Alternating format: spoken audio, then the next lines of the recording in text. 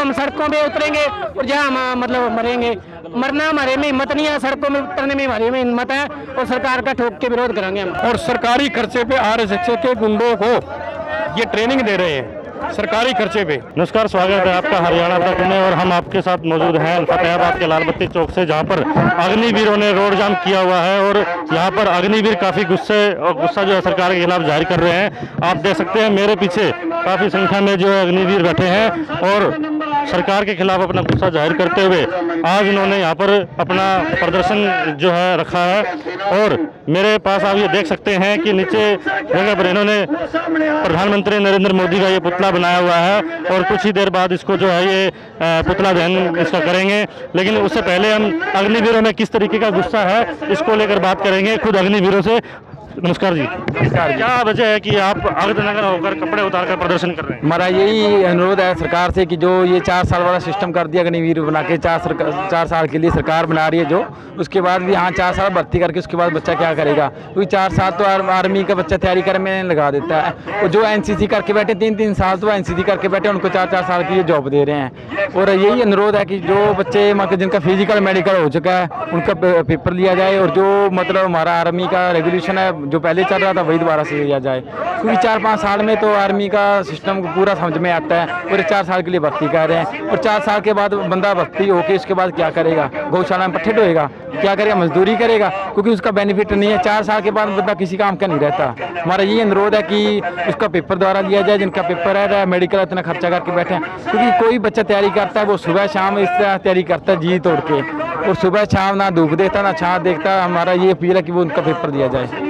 सरकार ने कई तरीके के बदलाव की घोषणा करी है इस योजना के अंदर जो स्कीम में, आपको लगता है कि वो बदलाव आपको कहीं ना कहीं फायदा पहुंचाएंगे और उसके बाद आप अपना धरना स्थापित समाप्त? नहीं, देखो ये सरकार ना हमें एक मिट्टी टॉफी दे रही है, भी मिट्टी टॉफी देके अपने आप शांत हो जाएंगे। पिछली बार जब किसान आंदोलन हुआ था तो सरकार ने थोड़ी सी उनको मिट्टी सी टॉफी दे दी, भी इनका आंदोलन चलो खत्म हो जाएगा। पर वो किसान भी, हम भी किसानों के छोरे हैं, हम भी जैसे वो डट के बैठे थे ना हम भी डट के बैठेंगे। 2-2 साल हो गए हमारी भर्ती हुए को, 2 साल पहले हम भर्ती हुए थे, शायद अभी तक पेपर नहीं हुआ और उम्र निकल गई। अब हम किसी में ना जान दोगे ना, हमने कोई पेपर की उस टाइम तैयारी की। हमें बोले भी 2 साल बाद तुम्हारा पेपर हो जाएगा, हम भी बढ़िया तैयारी करते रहे, बढ़िया तैयारी करके बैठ गए। अब बोल रहे हैं भी जो उनका हमें कोई लेना देना नहीं है, भी जो 2 साल पहले भर्ती हुए थे हम तो नहीं सिरे से भर्ती करेंगे। और जो हमारी उम्र निकल गई, हम भी 23 साल से प्लस हो रहे हैं और हम जो हमारी उम्र निकल गई और उसका हम क्या करें, या तो हम सड़कों पे उतरेंगे और जहाँ हम मतलब मरेंगे, मरना हमारे में हिम्मत नहीं है, सड़कों में उतरने में हमारे में हिम्मत है और सरकार का ठोक के विरोध करेंगे हम। गुस्सा लोगों के बीच में है, प्रदर्शन लगातार चल रहा है और नारेबाजी यहाँ पर हो रही है और किस तरीके से जो है और वो क्या सरकार के खिलाफ बदलाव जो है लोगों को रास आ रहे हैं या नहीं आ रहे हैं उसके बारे में जो है लोग बात करेंगे। नमस्कार जी, आप यहाँ प्रदर्शन में आए हैं, क्या लगता है आपको सरकार ने जो बदलाव इसमें आज सूचना आई है, खबर आई है कि बदलाव सरकार करने जा रही है, उसके बाद लगता है कि आपको कोई गुस्सा शांत हो पाएगा और कहीं ना कहीं जो स्कीम सरकार लेके आ रही है वो कहीं फायदा दे पाएगी? बदलाव उन्होंने किए हैं कि जो है उसमें उम्र में छूट लगा लो, आरक्षण लगा लो, ये किए गए हैं? कोई बदलाव नहीं है किसी भी प्रकार का, सरकार की मंशा गलत तरीके की है। इवन देन एक जो पूर्व जो जनरल है, मेजर जनरल वीपी क्या नाम उनका, वीपी सिंह था ना उनका नाम, तो उनकी रिटायरमेंट के बाद उन्होंने 10 महीने की एक्सटेंशन मांगी थी और उसके एक्सटेंशन ना देने के कारण वो कोर्ट में भी गए थे, जनरल वीपी रावत। अब वही आदमी स्टेटमेंट दे रहा है कि भाई ये तो 4 साल के लिए जो भर्ती है ये अच्छी है, तो इससे बड़ी झूठ और क्या होगी? और इसमें किसी प्रकार का कोई बदलाव नहीं है। ये 2024 का जो चुनाव है, इस चुनाव को मद्देनजर रखते ये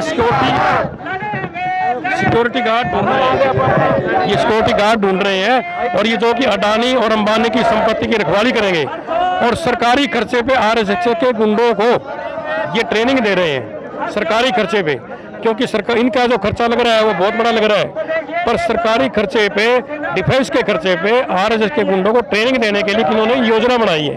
जो ट्रेनिंग 1 साल की होगी, 1 साल के बाद में वो लोग छोड़ जाएंगे, उन्हें कोई मतलब नहीं है, क्योंकि वो सरकार के गुर्गे हैं, सरकार के साथ हैं और वो अंधविश्वासी अंधभक्त हैं वो। तो इसलिए मेरी आम जनता से और आम जितने भी नए भावी जो सैनिक है जिनके अंदर देशभक्ति का जज्बा है, वो इस चीज़ का आज विरोध कर रहे हैं, कल भी विरोध करेंगे और 2024 के चुनाव में इस सरकार को उखाड़ फेंकेंगे। जिस तरीके से मतलब सरकार ये योजना लेके आई और उसके बाद में 2-3 दिन बाद जो है युवा जो है खासकर जो आर्मी की तैयारी कर रहे हैं वो उग्र हो गए। कहीं ना कहीं कानून व्यवस्था हाथ में लेने के बाद आपको लगा इनका भविष्य खतरे में हो जाएगा? ये हम शुरू से ही अपील कर रहे हैं। मैं social research and education society के बैनर पे मैं ये अपील कर रहा हूँ कंटिन्यू कि ये जो संपत्ति है, ये जो संपत्ति वो सरकार की नहीं पूरे देश की है।